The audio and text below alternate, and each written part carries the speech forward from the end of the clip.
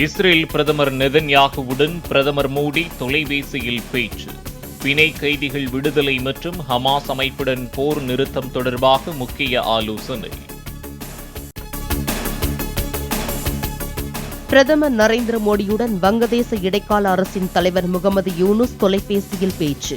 வங்கதேசத்தில் இந்துக்கள் உள்ளிட்ட சிறுபான்மையினரின் பாதுகாப்பு உறுதி செய்யப்படும் என முகமது யூனுஸ் உறுதி.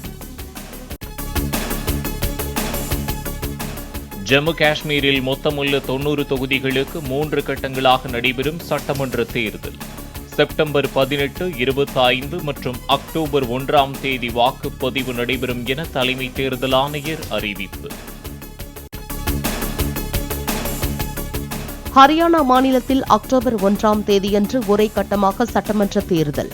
அக்டோபர் 4ஆம் தேதி வாக்கு எண்ணிக்கை நடைபெறும் என அறிவிப்பு.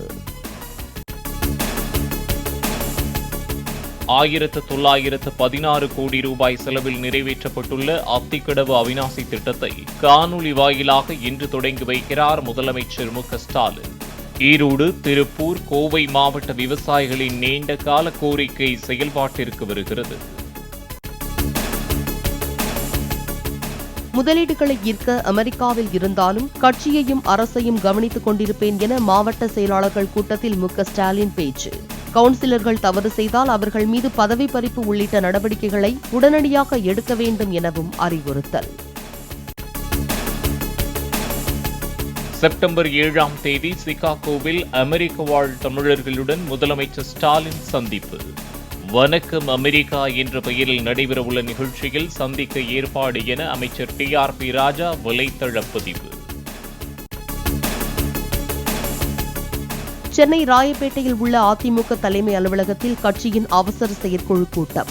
உள்ளாட்சி தேர்தலிலும் 2026ஆம் ஆண்டு சட்டமன்ற தேர்தலிலும் இபிஎஸ் வகுக்கும் வியூகப்படி வெற்றிக்கு பாடுபட சூளுரை. மின் கட்டண உயர்வை ரத்து செய்வதோடு மாதாந்திர மின் கணக்கீட்டு முறையை அமல்படுத்த வேண்டும். தமிழ்நாட்டிற்கு போதுமான நிதியை ஒதுக்கவில்லை என கூறி மத்திய அரசை கண்டித்தும் அதிமுக அவசர செயற்குழுவில் தீர்மானம் நிறைவேற்று. அத்திக்கடவு அவிநாசி திட்டத்தை முதலமைச்சர் தொடங்கி வைக்கப் போவதாக வெளியான அறிவிப்புக்கு அண்ணாமலை வரவேற்பு. திட்டத்திற்காக குழாய் பதிக்க நிலம் கொடுத்த விவசாயிகளுக்கான இழப்பீடு நிதி குறித்து உடனடியாக அறிவிக்கப்பட வேண்டும் எனவும் வலியுறுத்தல்.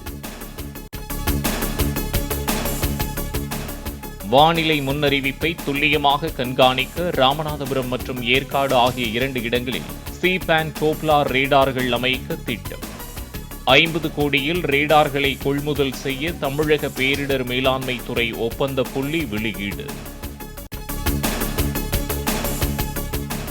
நீலகிரி, கோயம்புத்தூர், திண்டுக்கல் மாவட்டங்களில் அடுத்த 24 மணி நேரத்தில் ஓரிரு இடங்களில் மிக கனமழை பெய்யக்கூடும்.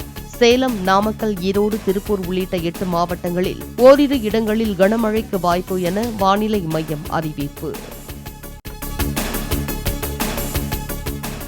கொல்கத்தாவில் பெண் மருத்துவர் கொலை சம்பவத்தை கண்டித்து நாடு முழுவதும் இன்று மருத்துவர்கள் வேலை நிறுத்தம் அறிவிப்பு.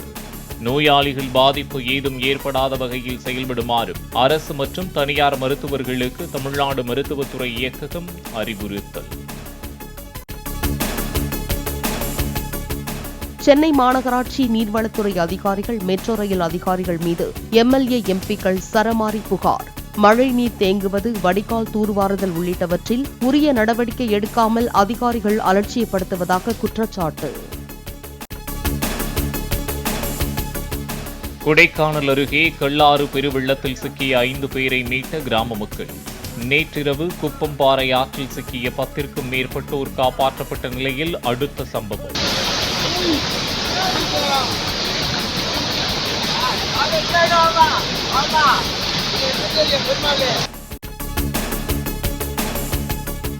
மத்திய அரசின் 2022ஆம் ஆண்டுக்கான தேசிய திரைப்பட விருதுகள் அறிவிப்பு.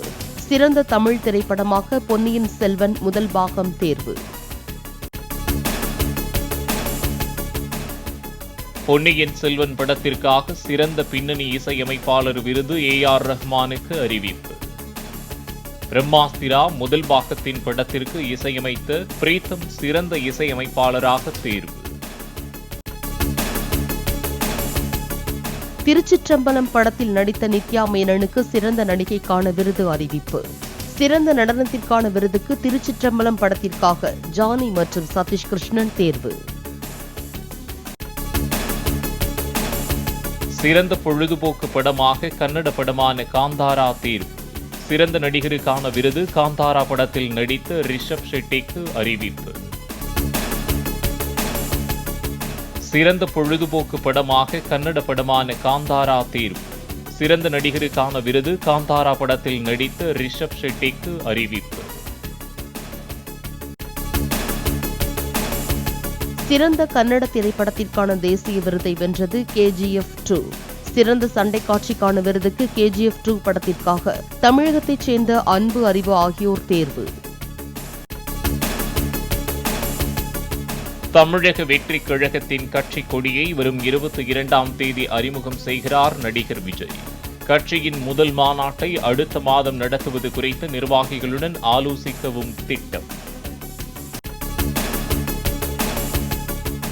சவுதி அரேபியாவில் இருந்து பாகிஸ்தான் திரும்பிய 34 வயது நபருக்கு குரங்கம்மை பாதிப்பு கண்டுபிடிப்பு.